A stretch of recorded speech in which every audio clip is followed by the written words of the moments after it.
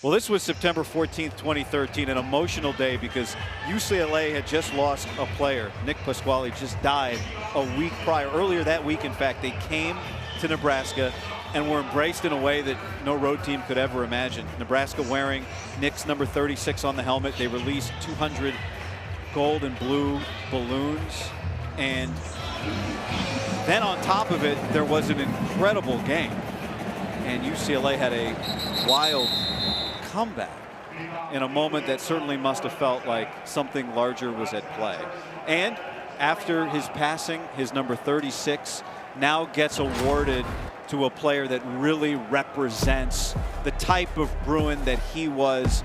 And for UCLA this year, it's Joshua Swift. There he is with some of the Pasquale family, hugging, honoring him as he honors their brother and son. And UCLA honors Nick Pasquale's memory. Yeah, and hugging Joshua Swift was A.J. Pasquale, Nick's brother. We had a chance to connect with the family earlier this week. They talked about the influence of not only Nebraska, but the community back at home, of helping them just navigate what many of us could never even imagine with the loss of a son and a brother. Rhett, it's just amazing to go back and think about that day back in 2013 and what it must have been like for the Bruins. Jim Mora was the head coach then. I talked to him this week, guys, and just could not believe the outpouring of support that he got from the Nebraska program and the Nebraska fans. And actually in that game, UCLA came out, flat, and they were down big at the half. But Jim Mora had brought in the Navy SEALs to work with his team in training camp prior to that year. He brought them back for that game because he felt like his team needed it. So they're down big at the half, and he didn't know what he was going to say to the team. And the Navy SEALs who were with him said, "Coach, just take your coaches into the coaches' locker room. We got this." There were no adjustments made. There were no coaching points made at halftime. They came back out on the field, and after the SEALs talked to him, they scored the next 31 points and won the game. Powerful scene. There was Jim Mora tweeting about it this week in memory of what a moment it was.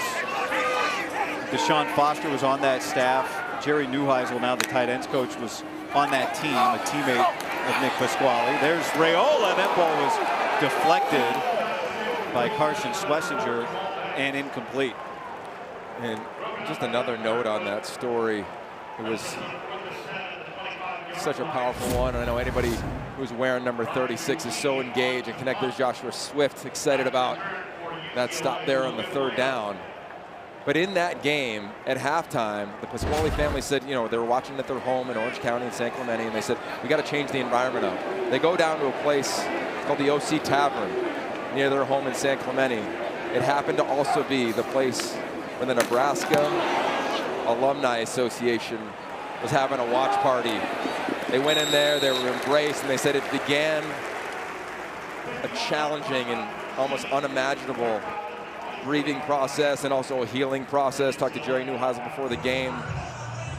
There was no question they were going to continue to honor Nick and the Pasquale family with the jersey number 36 and the scholarship in which that they offer every single year to whoever earns that number. And they'll never forget the impact of Nick.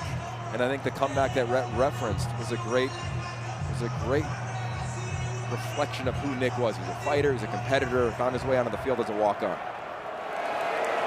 Yeah, Jim Mora also said that he had talked to the team before the game about, hey, we need to get a ball in this game. Talk to his defense. We need a turnover. We need to get a ball so that we can have it and dedicate that to Nick with that football from this game.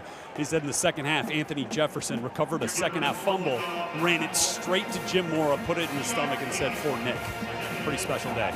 Unbelievable. I mean, we talked to Deshaun Foster. He said to have a visiting team and crowd comfort us that way was like nothing we could have imagined. The Pasquale family is such a big part of this team. They'll be guests of the Bruins next week in their Friday night game at home at the Rose Bowl against Iowa as well. This play blown up from the jump.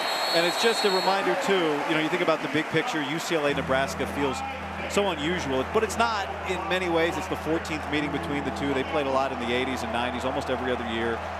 Yogi, you mentioned it. Nick Pasquale went to the Rose Bowl and saw Nebraska as a kid, and then, of course, after his passing was honored here. And so even though this feels so unfamiliar for some people at UCLA and for some people at Nebraska, it's hard to get anything that feels better than UCLA versus the Cornhuskers.